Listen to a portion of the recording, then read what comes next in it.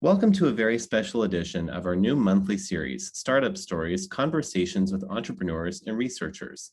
This week, we're talking with Vice President for Research and Economic Development for the University of Idaho, Dr. Christopher Nomura. Dr. Nomura is also a professor of biochemistry in the Department of Biological Sciences here at the University of Idaho, holding his PhD from Pennsylvania State University in biochemistry, microbiology, and molecular biology, and he holds 4 U.S. patents. Dr. Nomura previously served as the Vice President for Research and Professor of Biochemistry in the Department of Chemistry at the State University of New York, SUNY, College of Environmental Science and Forestry, ESF. Earlier, he worked in the internationally recognized Natural Polymer Chemistry Laboratory of Professor Yoshiharu Doi at the Riken Institute in Japan.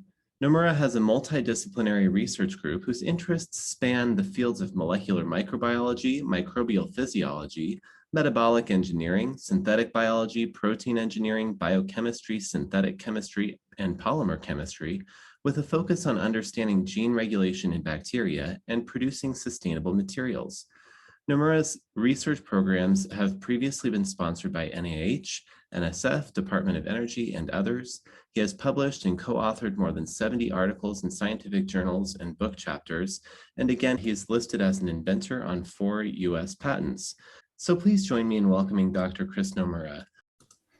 All right, Chris, thank you so much for joining us today. And of course, we have done a handful of these talks so far, and you're kind of the boss for our unit, and so that's notable. To have you included in this speaker series is a pleasure. So thank you so much for your time today.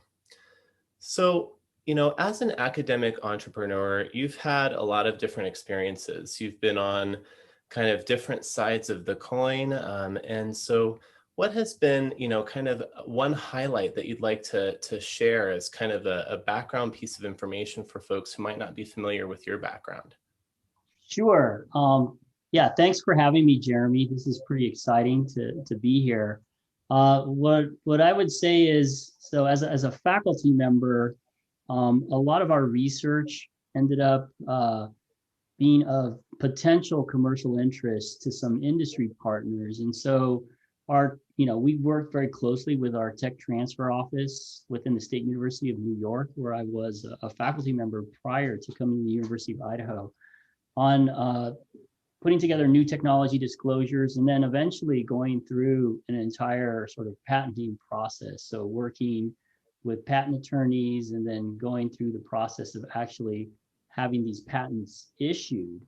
And to the point where, we had a number of conversations with industry partners, and that originally were quite interested, but became difficult in terms of discussions sort of later on in terms of what they wanted to do. And it was at that point that the postdoc who had worked with me on developing some of these technologies and we decided actually to try to start up a company. And so we went through what I would say is, all of the growing pains that any startup could ever hope to go through. And I wouldn't necessarily even say that we were successful in what we did. But from that experience, it was really eye-opening as an academic to sort of see what you needed to do to kind of get your quote unquote good idea, or what you thought was a brilliant idea, how difficult that actually is to get to a marketable product in the end. And it really requires a lot of collaboration with people outside of what I would say were my normal academic peer group. Right? It really required you to get engaged with people who had experience with entrepreneurship, with industry, and so forth. And that spawned a whole slew of other relations that I carry to this day that I think are really valuable. And so I would highly recommend going through this experience, just because it allows you some personal growth as a scientist.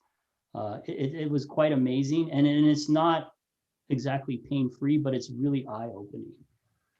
So, part of what you touched on there is the inventions that gave the startup company a defense to competitors, right? That helped build that moat against competitive products and services. And in your instance, you guys, you were able to qualify for not one, but a number of patents. Do you want to talk just a little bit about that process and how that impacted you as an academic researcher? So that was an incredibly interesting process as well. So what people may not realize is that as you go through this invention process, you have an idea and you bring it to sort of fruition. There's these different time windows as to when you may or may not be able to even extend your filing. And what was really interesting is your first invention may not be the last invention under a single, what I would say is almost a patent family that you create. And so we started filing, I want to say pretty far back, maybe back in 2011 or maybe even earlier. 2008 was when like new technology disclosures went in. But then we filed provisionals, and then there was sort of a year window to put in the full application. And as those went forward, and then we kept working on the technology, there were things that were related that were sort of added in. And so you kept sort of building or scaffolding on your invention to a certain point that you started to get sort of a bigger protected pool. And that was what I think in our case, what became more interesting to an industry, a potential industry partner, was not just having the one single technology, although that was important. It was all sort of the ancillary or auxiliary findings that we had that went into further inventions that they became interested in. And so that also sort of guided our research in that as these things were being developed and they were related to each other, that led to other publications outside of intellectual property, as well as materials for grant proposals that went in, because we wanted to try to get to the next step, so to speak, of what we were trying to accomplish there. So it provided a lot of interesting direction to my research that I probably wouldn't necessarily have pursued to that extent or doggedly had I not been encouraged through that process of extending my protection. That's a really important point, that it can reveal new opportunities when you allow new eyes to see your research, right? Especially if you're putting that research under new light, potential commercial use, and seeing where it might fit for a potential company or for a potential new company, right? Because some of these inventions can be whole new industries, can develop into whole new industry clusters. So you mentioned that the postdoc helped to start the company. Were there other key business advisors that were involved? And if so, how did you recruit them to your business? So that was a process in of itself. So when I started out originally, I think both my postdoc and myself were sort of reluctant participants in the process, and that we're pretty much pure scientists in a lot of ways, and so we recognized quite early on that we needed to have some other engagements because we didn't know anything about business or law or many of the other aspects that were probably necessary to look at this. So there were a few different things that we had done that sort of enabled some partnerships for the team that we eventually sort of put together. So the first was we had undergone a process internally with Syracuse University, which is an adjacent university near where SUNY Environmental Science and Forestry was, where I was a faculty member. And what they had was a specific program that was looking at patentability and sort of marketplace research for student teams as capstone projects. And so what ended up happening was these student teams evaluated our technology in terms of looking at the patent landscape and potential patentability. And although this wasn't a professional assessment, it was still a great tool because we actually didn't know where to look within the patent literature and other areas for like inventions and so forth. And so they did a lot of that legwork for us as one part of the team. And then the other half of the team was made up of graduate students who were in this entrepreneurial program and also in the MBA program, And they did sort of an in-depth market analysis. What was the market space that we were trying to penetrate? Who were the competitors in that space and so forth? And so that was, again, it's not a professional report, but these are activities that these students are hoping to do in the future.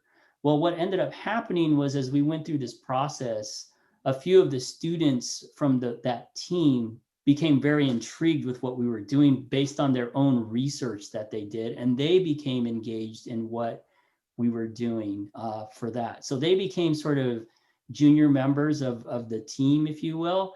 And then what happened was, is we entered into sort of a fast start entrepreneurial course that was offered in a community basis to just anybody who was trying to develop a startup. And what they tried to do was go through a process to sort of look at what it was that you had, what was the value proposition, and kind of lay everything out. It wasn't as formal as a business plan, but it was meant to bring these teams together. And then they paired us up with local entrepreneurs that then sort of evaluated what it was that you were doing. And so the partnerships that we made were people that I did not have in any scientific circles or anything like that.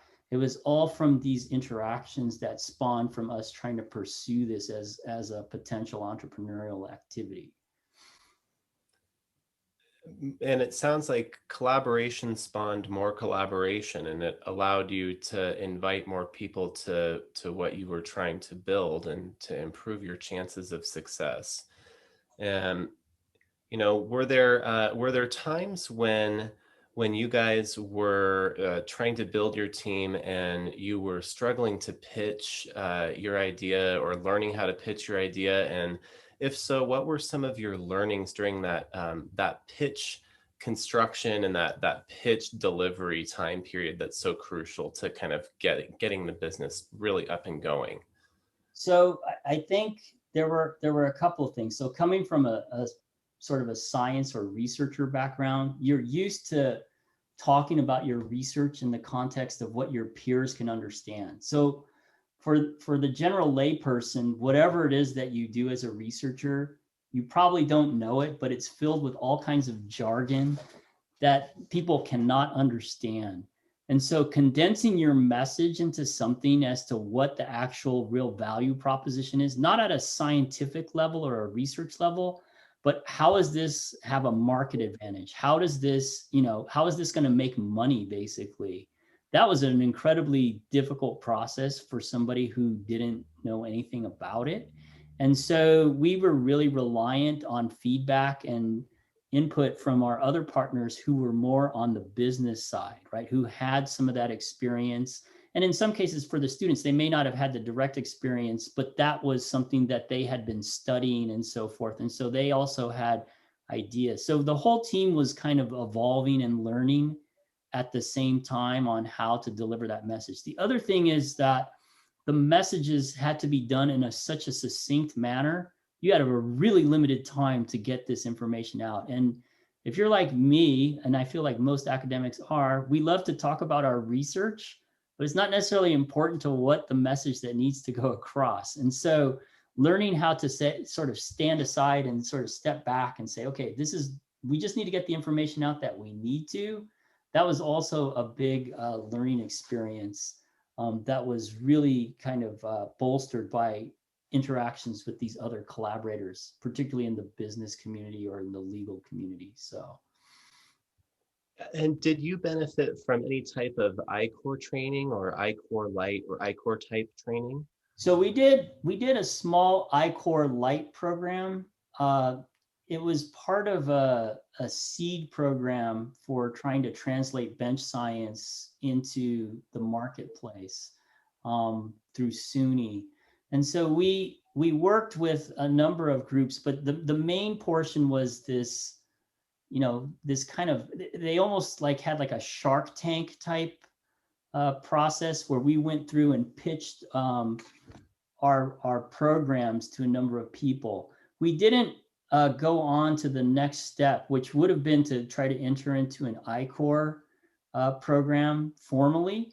The reason for that was because the postdoc who was really engaged in that process, he exited the company because he had another opportunity as an academic. He got a job as an assistant professor, and it pretty much stopped it. So what we ended up having to do at that point was trying to find new people that could sort of look at driving this forward. So where that company sits now, the first company was dissolved that we ended up forming, but there was another local startup company. This was not something that was within their wheelhouse, but as part of an SBIR application process that we were trying to achieve and get data for, they had agreed to do some animal studies for us. And so we partnered with them. And then as they started looking at the data, they became interested in the project itself. And so right now, that IP is more resting with that startup company and they've been looking into SBIR and STTR applications with those technologies.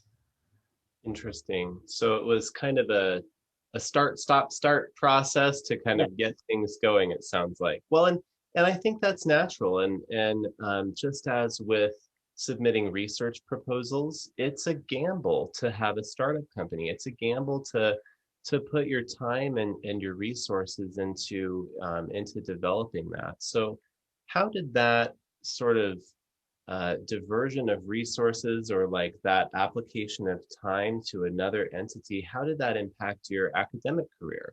And did it allow you new opportunities there? Did it allow you to see your other academic research in different ways? Sure. So I would say that the pace of what you would try to do for a startup, I mean, you might think you're working pretty fast as in an academic research lab, but you're really not compared to trying to deliver on milestones when your own dime is on the line, so to speak. And so, we did have some personal investment in the company. I had to step out of leadership roles within the company due to sort of conflict of interest management as I proceeded through my academic career, but that was okay. I was still engaged with it. I just wasn't making those sort of financial decisions on behalf of the company based on my management plans and so forth, because I was still a university employee. I was still a faculty member during this time. And so it did take a lot of time in terms of like extra hours or weekend work to try to look at that to get going. The good part about it, as I mentioned before, was I got a whole bunch of new collaborators in different spaces that I wouldn't have thought about previously for both my academic research career, but it also helped me to sort of streamline sort of teams within my lab group and in terms of project management for those people to accomplish things and or to stop doing something if it wasn't working really quickly. So we went through a process where you kind of try to get really, really lean on how much time you spent on something. So we wanted to put an adequate amount of time to get the answer that we wanted, but you don't want to keep repeating something that doesn't work or anything like that. So we wanted to get to a point where we would actually fail faster in numerous ways, so that when we weren't failing, we were accelerating in terms of where we were going in terms of a research project. So that was applicable both to the research that was ongoing in my laboratory, as well as what we were trying to do within the startup company. So it sounds like really, it's easy to talk about these things, but it's a lot harder to do them. And of course, applying yourself to multiple career paths at once is difficult. So did you have an inspiration in this, or was it sheer drive to see your research be put to work? So I think it was, from a faculty perspective or an academic perspective, I thought it would be so cool if we could see this translated into the marketplace, right? I think that's something that I never really directly anticipated for my research, but the area of research that I was working in sort of, ultimately the goal would be to try to translate that into a marketplace, I think. And so because of that, I thought it would be interesting to do this. I also felt that if we were able to be successful for that, it was going to help my research in other ways indirectly. That is, I could use this startup company as a recruiting tool for graduate students or other students into my laboratory. And so we had a lot of people that were excited about doing work at a lot of different levels. And so some people really wanted to do more work on the bench, but other people saw the potential commercial application as students, and they thought this was interesting. So it really was sort of a great driver for those conversations with a lot of different people. And from my academic career, I would say it was still helpful. I mean, we did get patents, and I know they're not the same as a peer-reviewed publication, but it is a stamp of approval of productivity of sorts. And there's not many people who necessarily have them. And so those were always great starting conversations for students to look at something that was maybe more translatable than just simply doing work and publishing it in a paper. There was a lot of intrigue for a certain population of students for that too. Well, you'll love to see it, and so will others when we're able to all be back on campus together. But we have a new recognition space in the what was the Commons building and the ASUI building to recognize faculty members and researchers who are patent holders. So maybe we'll ask you to give a little bio so that we can include you on that wall as well. So. But it is patenting is a very high form of publication, and one that says that not only is my research new, but it's also relevant. It's also potentially new and useful for other people in society. So at some point, you transitioned to be an administrator. Was that out of frustration, or was that out of wanting to help others drive their research in the same direction? Or some other inspiration? That's a pretty loaded question. No, it's funny you ask. I think it was out of a desire to help other people kind of move forward. I came into administration as reluctantly as I almost as I did into entrepreneurship in a certain way, and that I did not really strive to be an administrator. I was quite happy being a research faculty member and teaching my courses. We had a unique set of circumstances at my previous institution where they wanted some new leadership in that area. And I had actually talked with a number of senior colleagues of mine to look into applying for the position I ended up in. And for whatever reason, people were not interested. And maybe after being here, I understand a little bit why. But in all truth, I just felt it was necessary to try to help other researchers accomplish goals that I wanted to accomplish or accomplished as a researcher. And I wanted to enable people to sort of be the best that they could be in whatever areas of research they wanted to pursue. And some of that was within entrepreneurial activities, and some of it is just within basic research, writing grants, you name it. And I felt that I could be a good advocate and messenger for those types of things, and perhaps mentor as well. And so that's really why I ended up in administration. And hopefully I'll do a decent job here at the University of Idaho to get people moving on the right tracks. But I do want to help people move forward. Well, that's a great note to end on. And thank you so much for your time this afternoon, Chris. And for those of you who are watching, please stay tuned for the live Q&A that will follow. Thanks again. All right. Thank you very much.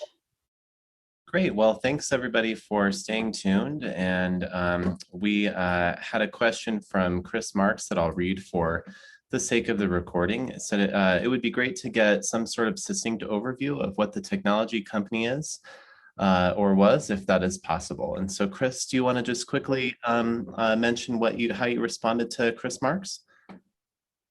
Sure. So the technologies that we patented were centered around an engineered strain of bacteria that could produce a series of specific types of biodegradable polymers or plastics.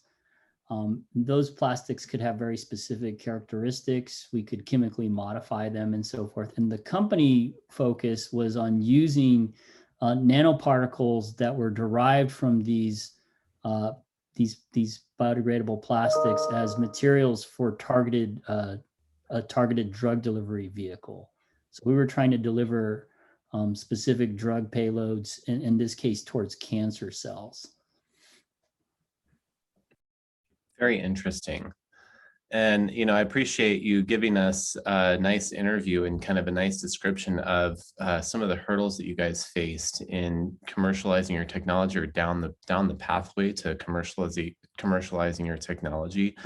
Looking at the attendee lists, I can see several people who have submitted invention disclosures with us, several people who have commercialized technologies to the level of patenting, some to the level of licensing, some to the level of commercial successes. So, I think that having the type of experience that you have being part of our university culture will only increase the level of activity and the level of engagement that we have across the university in this type of area. So I really appreciate everybody's time today. I don't see any other questions coming up. I'll leave a moment to let anybody who might have a verbal question to go ahead and raise that now, if anybody would like to use the last couple minutes we have together today.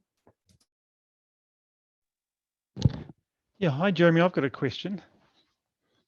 Thanks, Chris. Really interesting to hear. I'm curious, is the sort of commercialization entrepreneurial approaches, is it really primarily for kind of what you'd expect for opportunities where there is tech transfer for bench sciences, for engineering? What about, broader transdisciplinary, interdisciplinary science, like the stuff that we're doing in EPSCoR that, may have something that is, more narrow and bench science, engineering, tech focused? Do you have thoughts on opportunities beyond those obvious places to do this sort of work? So yeah, so I think tech transfer is one model for developing entrepreneurial activities, but there's plenty of other types of models, I think, that can be done for entrepreneurial activities. And if you're looking at sort of expertise or leveraging expertise, I think developing some sort of consultant firm or something along those lines is another way that you can approach an entrepreneurial type activity. In fact, there's many faculty who already participate in these type of activities. They might have very active outside consulting roles outside of their university position, where they're applying their faculty expertise towards that a series of problems. So I think that's another alternative pathway. And maybe, I've had some discussions with some other folks about thinking about other potential models that we might use to look at maybe those interactions. It might not be entrepreneurial in the sense that it would be independent of the institution, but I'm wondering if we can leverage, some thought leaders together to develop, different types of consultancies, if you will, within the university. As that type of an activity. So that would fall sort of outside of what I'm going to call what most people are probably thinking in terms of, here's sort of a linear tech transfer type pathway to get to a product. Thank you. From the chat, Chris, Wendy Hessler asks, what is the first step or piece of advice you would give an investigator who is interested in finding out if their research may have commercial value? So I'll just quickly respond and say, you can submit an invention disclosure to the Office of Technology Transfer. That will get you, that will buy you a free evaluation of your invention or discovery and give us a rundown of the status of the matter. I've included in the chat box a link to our ticketing system that includes a downloadable version of the invention disclosure template. Yeah, and I would just follow on and say that was our first step, right? Was putting in the new technology disclosures with our tech transfer office when I was at SUNY. And then it was after that evaluation that we began to have this process of talking about, well, how can we explore that marketplace, that patent landscape, and so forth. That led us to, in that case, those student programs that I mentioned during the interview, and sort of a whole slew of other events. So that's a great first place to start. Great. Anna Popova asks, is there any support UI can provide to perform market analysis of a potentially patentable product? The answer, of course, is yes. As I just described, the invention disclosure is the first step in that process. What we do from there is we have a time period where we conduct a basic analysis of the existing patent landscape and potential commercial value for the invention that's been described to us. We provide that back to whomever's listed on the invention disclosure, and that often includes students, graduate students, research assistants, that type of thing. And so we're definitely here for you as a service, and we're here for you as a partner in that process. So thank you for the question. Well, I appreciate everybody's participation today, and in light of everyone's busy schedule, I see Chris Marks just popped on. He may have a quick comment.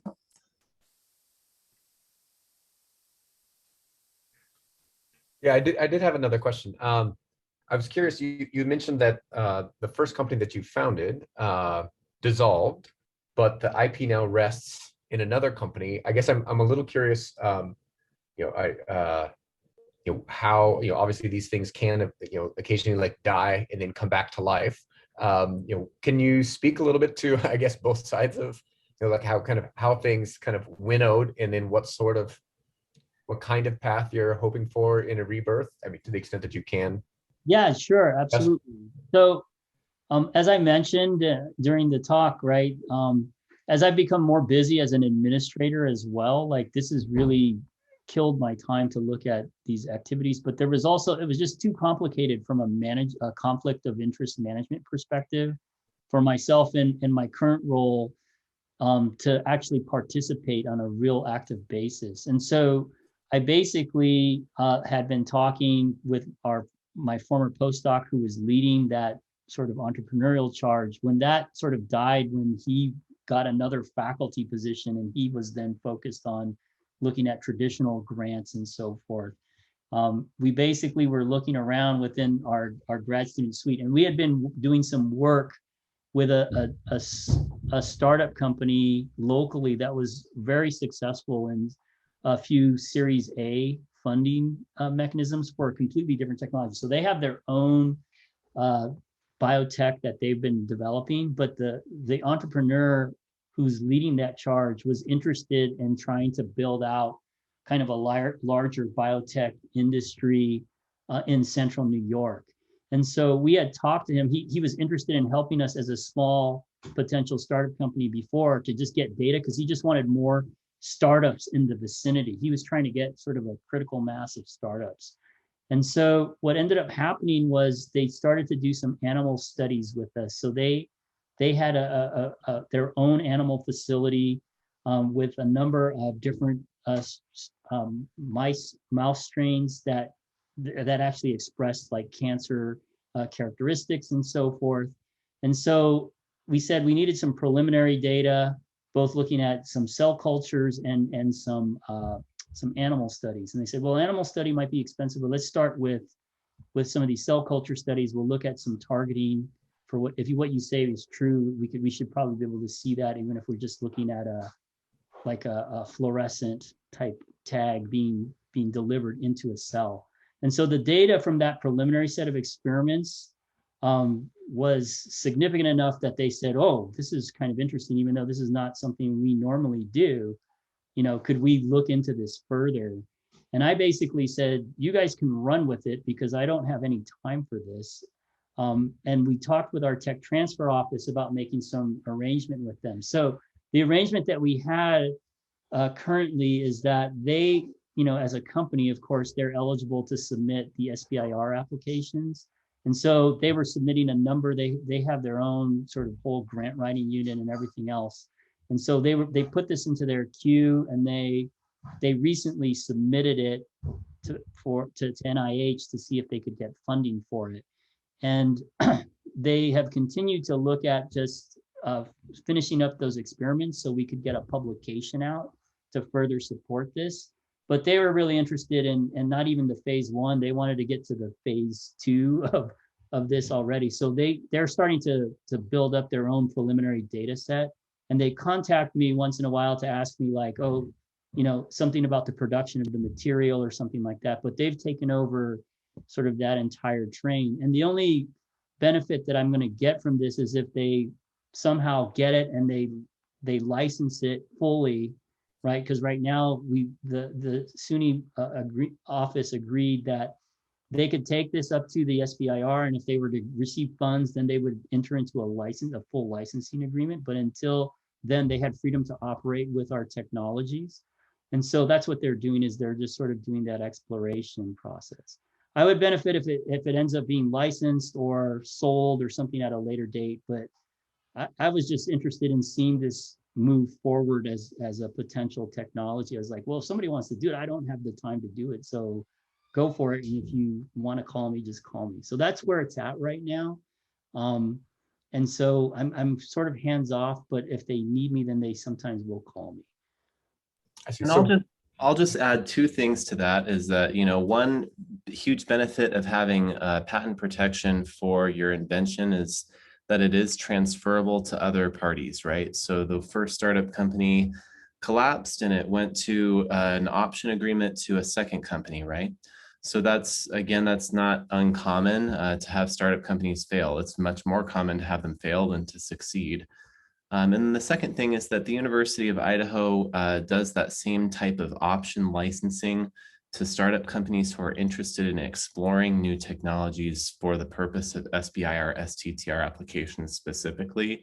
So the type of pathway that Dr. Nomura described is definitely compatible with our programs here as well. Any other questions or comments from the group? I appreciate everybody's active participation this afternoon, and I hope that everybody enjoys this balmy weather that we're having here at the end of the semester.